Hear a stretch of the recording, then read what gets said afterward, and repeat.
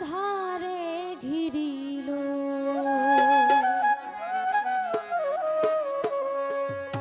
কোথা যাই বলো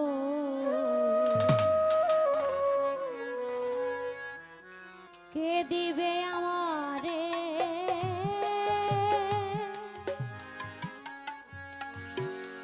পথ দেখায় আধারে ঘিরিল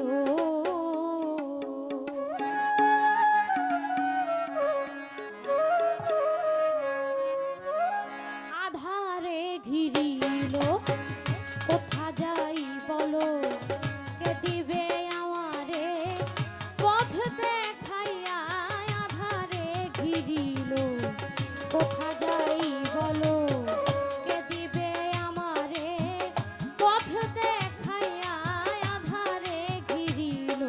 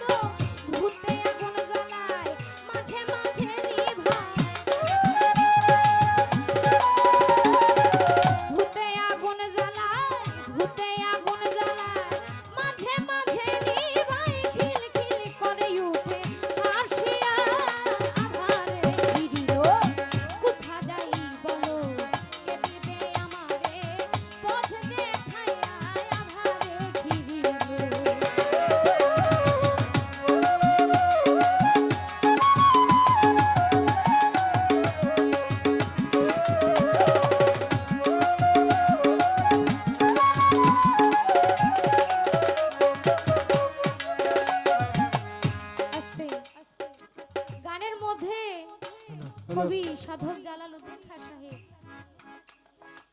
বলেছেন, কাছে শিয়ালে ডাকে আসে মরার গন্ধ, ভয়ে হাই হুতাশ নিঃশ্বাসটাই বন্ধ, ভূতে আগুন জ্বালায় মাঝে মাঝে নিভায়।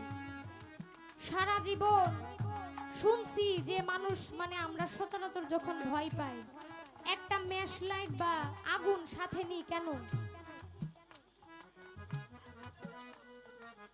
ভূতের ভয়ে না? আগুন সাথে থাকলে শয়তান ভূত কাছে আসবে না। কিন্তু এই গানের মধ্যে বলে ভূতেই আগুন জ্বালায় আবার মাঝে মধ্যে ওইটা নিভায়। তাহলে বিষয়টা একটু অন্যরকম হয়ে গেল না? কেমন কেমন না জালালউদ্দিন খাঁ সাহেব গান লিখছেন। এইটা একটা গান শুনেছি যে গানটা বললো, ধরো গুরুর সঙ্গ পাপে ভরাই অঙ্গ, ভিতর বাহির আগে করো পরিষ্কার, মানুষ হওয়া ভাইরে কঠিন ব্যাপার। এই যে গুরুর সঙ্গ ধরবো, গুরুর সঙ্গ ধরলেই কি মানুষ হয়ে যাইব? এত সহজ? কত ধরনের আসতে ছোট করে কত ধরনের মুরিদ আছে, ভক্তরা আছে যারা গুরুর কাছে মুরিদ হইছে কবে এটাই বলতে পারে না।